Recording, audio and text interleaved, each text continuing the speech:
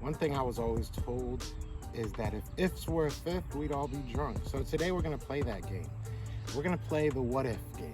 I'm going to go over 3 scenarios, and I'm going to go over what will happen if those scenarios are true.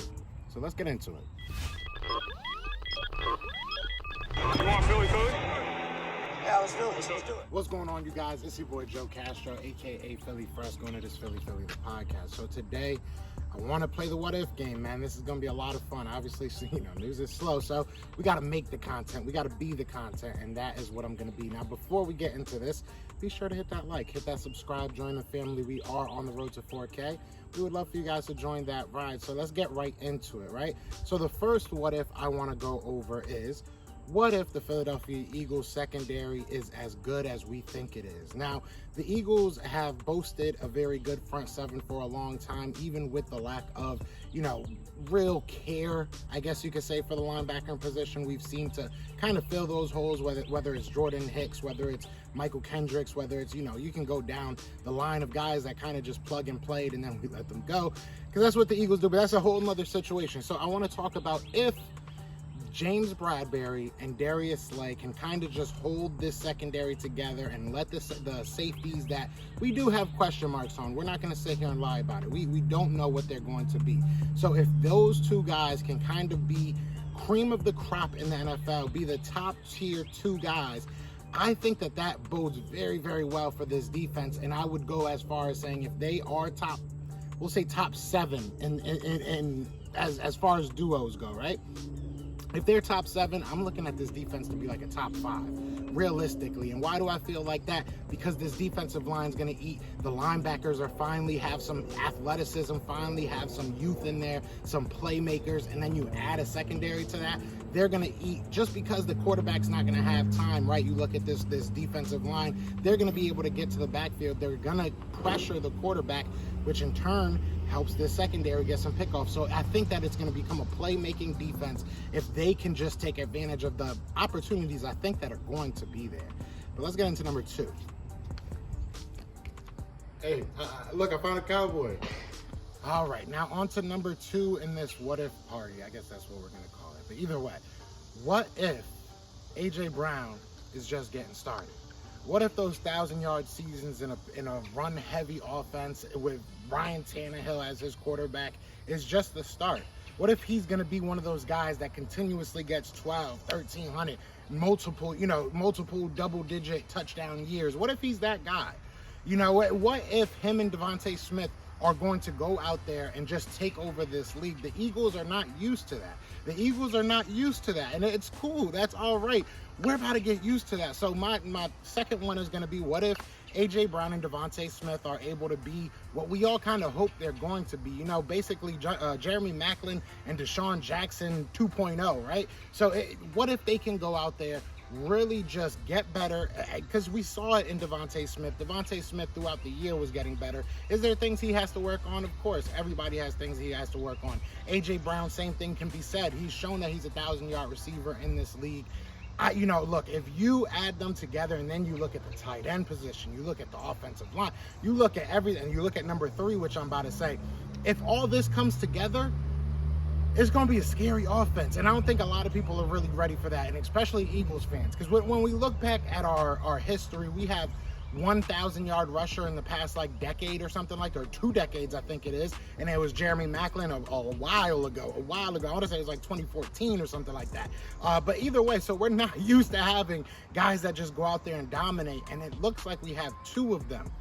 2 of them at the wide receiver position. We already know what Dallas Goedert can be. We know what our running backs can do in the passing game. So I don't know, man. Sky's the limit, but obviously it's a what if. We'll see what happens. But I think if this happens, we're looking at one of the best offenses the Eagles fans have ever seen. Ever. And if I die, this is where I was at. Just letting y'all know. Is the third one Jalen Hurts? Yep. All right. So number 3, Jalen Hurts. Yeah, I had to sit down for this, so you might want to as well. I'll give you 1 second. But either way, what if Jalen Hurts puts it all together this year? What if Jalen Hurts puts a top 5 arm with that top 2, maybe top 3? I don't really know who I'd really compare to him, but top 2, maybe top 3 running ability that he has. What if this is the year that it all just clicks for Jalen Hurts? He just figures it out. He's able to, read defenses pre-snap. He's able to decipher what defenses want to do to him, and he's able to make decisions quicker, because that was a big knock that we had on him, right? What if, right? What if he goes out there and really proves? We've seen it from players before. We've seen it from Josh Allen. Josh Allen in year one, his rookie year, didn't have he had the strong arm, didn't really have the accuracy, and wasn't really, out there throwing it to anybody outside of, like, I think Taylor Gabriel may have been there at that point, and I think they had a good tight end, but I think you get the point. They didn't really have much. You added Stefon Diggs to the fold, and all of a sudden he's a top 3, top 4 quarterback in the league, depending on who you ask.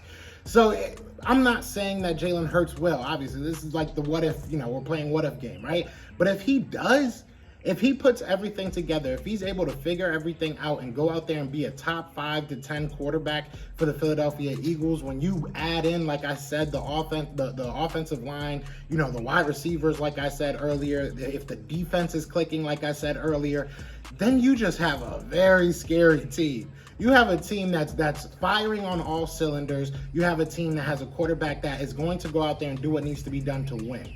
There's a lot of quarterbacks that can go out there and win you a game, but there's not many quarterbacks that will go out there and do whatever it takes to win you a game. You know what I'm saying? You look back at, you look at a lot of these old quarterbacks, right? Jay Cutler pops to mind, where they're going to go out there, they're going to put up some flashy numbers, they're going to put up some big games for you and win you some games.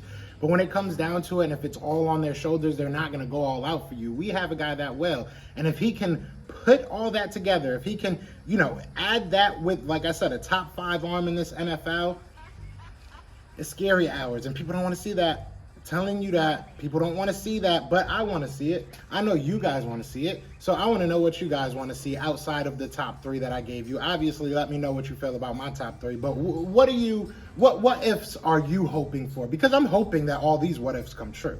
You know what I'm saying? Don't get me wrong, and they're all semi-realistic. Maybe the last one is a little bit, jumping off a ledge. It is what it is. I got nothing but love for Jalen Hurts, but to ask him to take such a drastic leap may be a little bit of a reach, but we'll see what happens. I think everything is within some form of reach. So you guys let me know how you're feeling. And this is another shirt. If you guys are watching Merch Days on the Twitter and on the Instagram and on Facebook, you already seen this one, the Philly shirt. This one is fire. This one is fire. Any colorway you want, holla at us. You know what I'm saying? We out here. We slanging merch. You know what I'm saying? We do everything. Now, let me stop. But other than that, I got to get to a hike. I'm trying to, delay it a little bit. But my girl's looking at me like, get your lazy self up. So that's what I got to do. But y'all know what it is. It's Fly Goes Fly, and we out here. Peace! Eagles fans everywhere, this is for Yeah. you.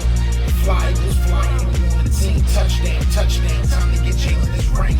You don't really want to start a thing. This a bird gang nation, baby. It's a Philly thing. Hater, and you looking like you type trash. I'm just here calling with Philly the podcast.